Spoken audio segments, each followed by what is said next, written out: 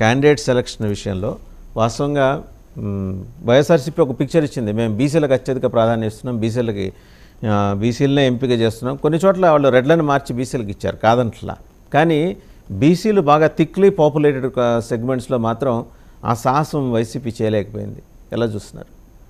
అంటే నేనేమంటానంటే, ఇప్పుడు మనకు సహజంగా దేశవ్యాప్తంగా కూడా బీసీలు జనాభా పరంగా 52% ఉన్నారు. కానీ వాళ్ళకు రాజ్యాధికార విషయంలో కానీ, ఎమ్మెల్యేలు ఎంపీ పదవుల విషయంలో వాళ్ళు అనుకున్న స్థాయిలో పార్లమెంట్లో కానీ అసెంబ్లీలలో వాళ్ళకు ఒక రిప్రజెంటేషన్ లేదు అనేది చాలా అన్ని రాష్ట్రాలలో ఉన్నటువంటి ఒక ప్రధాన డిమాండ్.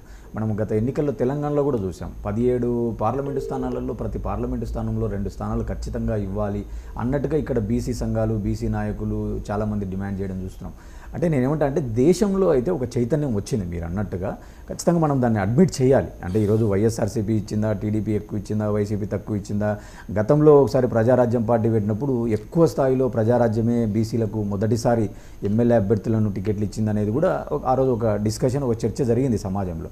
నేనేమంటానంటే, ఈరోజు మీరు ఇందాక అన్నట్టుగా ఖచ్చితంగా వీళ్ళు ఎలా చూస్తారంటే పొలిటికల్ పార్టీసు, నేను ఒకసారి లోకేష్ గారికి యువగలం పాదయాత్ర వెళ్ళినప్పుడు మీరన్న ఇదే ప్రశ్న ఎదురైంది. మా ఆర్లగడ్డ కర్నూలు జిల్లా ప్రాంతంలో మీరన్న ఇందాక ఏదైతే బలిజలు పద్మశాలిలో ఉన్నటువంటి సంఘాలు ఉంటాయో వాళ్ళు అడిగారు, లోకేష్ గారిని డైరెక్ట్గా అడిగారు, మీరు ఎందుకు మా వర్గాలు ఇక్కడ ఉన్నా కూడా మాకు ఇక్కడ సీట్లు ఇవ్వడం లేదు రాయలసీమలో, మీరు ఎక్కడో ఇస్తే ఇట్లా మాకు ఇక్కడ కూడా ఇవ్వాలి కదా అన్నప్పుడు అక్కడ లోకేష్ కానీ ఎవరు కూడా చెప్పే సమాధానం, ఈ పొలిటికల్ పార్టీస్ ఏం చేస్తారంటే, ఈరోజు జగన్మోహన్ రెడ్డి గారు కూడా ఒక మాట అంటున్నారు. ఏమంటున్నారు?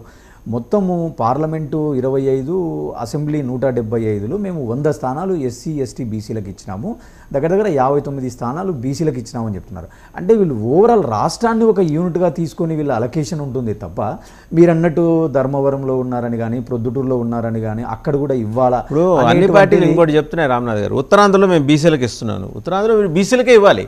94% బీసీలు ఉన్నారు అక్కడ. అవును, మీరు బీసీలను కాదని ఇంకోళ్ళకి ఇచ్చే పరిస్థితి లేదు. అదే ఇక్కడ పొలిటికల్ పార్టీస్ యొక్క ఈక్వేషన్స్ ఎట్లుంటాయంటే, ఇప్పుడు మీరు ఇందాక అన్నారు ఏలూరులో వైఎస్ఆర్సీపీ బీసీ అభ్యర్థిని పెట్టడం వల్ల ఈరోజు టీడీపీ పార్టీ యొక్క వ్యూహం మారింది, లేకపోతే అక్కడ కమ్మ సామాజిక వర్గానికి సంబంధించిన వాళ్ళే ఉండేవాళ్ళు అనేటువంటిది ఒక చర్చ మనం తీసుకుంటే, అంటే ఈరోజు పార్టీల యొక్క ఈక్వేషన్స్ ఎట్లుంటాయి, వాళ్ళ అపోనెంట్ను బట్టి కూడా వీళ్ళ యొక్క ఈక్వేషన్స్ మారిపోతాయి.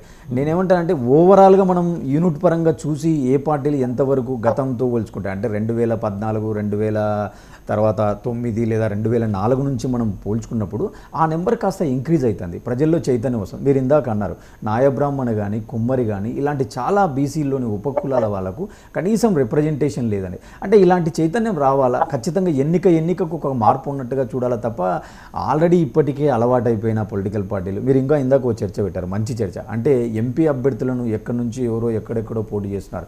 ఈ సాంప్రదాయం మన దేశ రాజకీయాల్లో ఈరోజు కొత్తగా లేదు. గతంలో కూడా అనంతపురానికి సంబంధించిన నీలం సంజీవ్ రెడ్డి గారు వచ్చి నంద్యాలలో పోటీ చేయడం జరిగింది. గుంటూరు ఎన్జీ రంగా గారు వచ్చేసి వివిధ ప్రాంతాల్లో. I come to this point. రాజకీయం టవరింగ్ పర్సనాలిటీస్ వెళ్ళి కంటెస్ట్ చేయడం వేరును, పారాచూట్స్ లాగా వచ్చి కంటెస్ట్ చేయడం. ఇప్పుడు గల్లా జయదేవ్ని గుంటూరు మీద రుద్దారు టీడీపీ వాళ్ళు.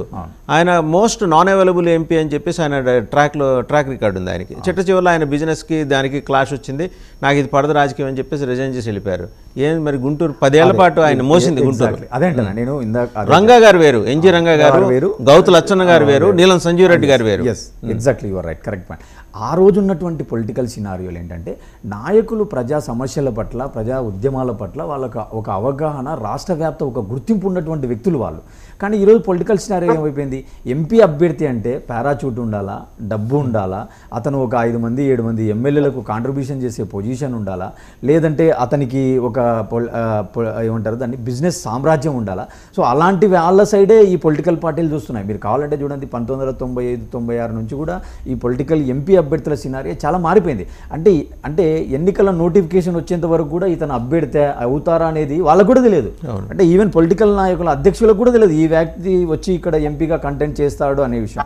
అంటే ఇక్కడ ఏమైపోయిందంటే, ఎంపీ అభ్యర్థులు అనేది కేవలం ఒక డబ్బున్న వాళ్ళు, మన పార్టీలకు ఒక పొలిటికల్ కాంట్రిబ్యూషన్ ఇచ్చేవాళ్ళు, ఫండింగ్ ఇచ్చేవాళ్ళు అనేటువంటి ఒక సాంప్రదాయము, ఒక రాజకీయ ఫార్ములా ప్రతి ఒక్క పార్టీ అవలంబిస్తుంది. ఏదో ఒక టీడీపీనో, ఒక వైసీపీనో, లేదా ఒక బీజేపీ, ఒక కాంగ్రెస్ అనేది కాకుండా ఈ ఫార్ములా ప్రతి ఒక్క పార్టీలో కనపడుతుంది అనేది నేటి రాజకీయాల్లో మనకు స్పష్టంగా కనపడుతుంది. ఇక్కడ చూడాల్సింది ఏంది, మనం ఒక పార్టీ ఇచ్చిందని చెప్పి ఇంకొక పార్టీ అదే ఫార్ములాని ఎన్నుకుంటుంది తప్ప దానికి భిన్నంగా వీళ్ళు పోవడంలే. ఖచ్చితంగా స్థానికమైన అభ్యర్థులకు అక్కడ లోకల్లో 5 ఏళ్ల నుంచి సమస్యలపైన కొట్లాడిన వాళ్ళకి ఇస్తే ఖచ్చితంగా దానికి న్యాయం చేసినట్టు ఉంటుంది. కానీ ఎవరో డబ్బున్నటువంటి వ్యక్తిని తీసుకొని వచ్చి ఈ పార్టీ పెట్టింది మనం కూడా పెడదాము, ఆ పార్టీ పెట్టినప్పుడు మనం ఎందుకు పెట్టకూడదు అనేటువంటి వ్యూహమే కనపడుతుంది తప్ప లోకల్ అభ్యర్థులకు న్యాయం చేయాలా, స్థానిక అభ్యర్థులకు న్యాయం చేయాలా అనేటువంటిది ఎవరు కూడా ఎంపీల విషయంలో పెద్ద పాటిస్తున్నట్టుగా కనపడడం లేదు. రైట్. ఒకసారి బొలిశెట్టి శ్రీనివాస్ గారు ఎదుగుతాం. బొలిశెట్టి గారు, ఒక విషయం మాత్రం క్లారిటీ అండి, అంటే జనసేన వచ్చేప్పటికీ ఇచ్చిన లిమిటెడ్ నెంబర్లోనే అన్ని కులాలని మ్యాక్సిమం అకామిడేట్ చేసే కార్యక్రమం అయితే చేసింది. ఏది రిజర్వ్డ్ నియోజకవర్గాలు పక్కన పెడితే 21 కావచ్చు, అందరిని అకామిడేట్ చేశారు. 144 సీట్లు ప్రకటించిన టీడీపీ